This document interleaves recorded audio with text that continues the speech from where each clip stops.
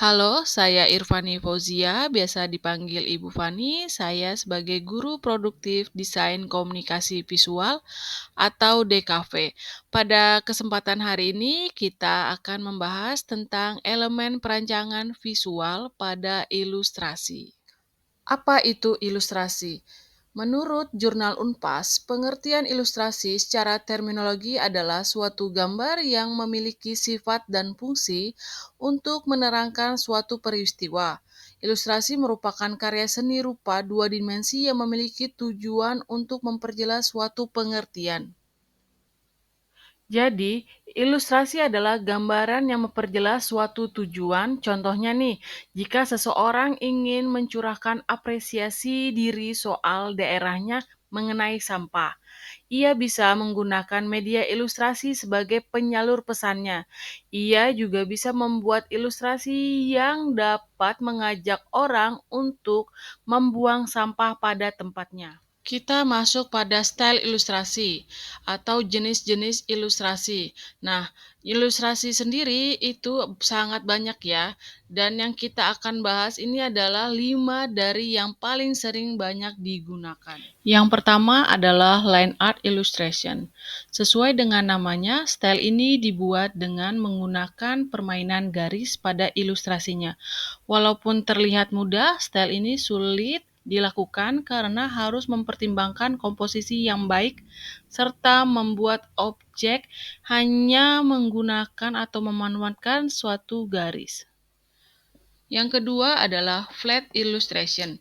Style yang saat ini banyak digunakan para ilustrator.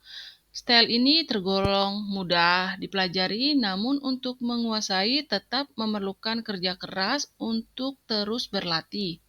Style ini tergolong mudah untuk menyampaikan pesannya.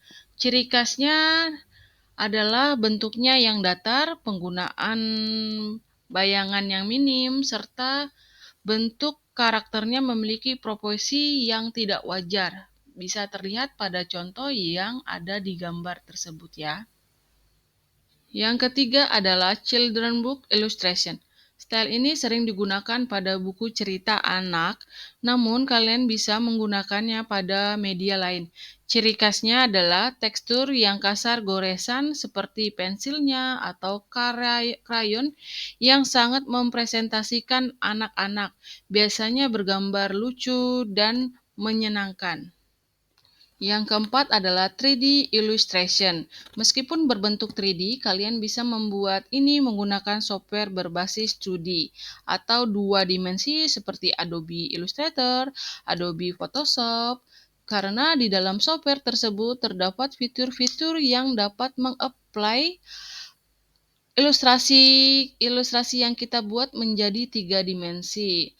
3 dimensi ini sering digunakan karena bentuknya lebih realistis, namun tetap terlihat karakternya seperti flat illustration.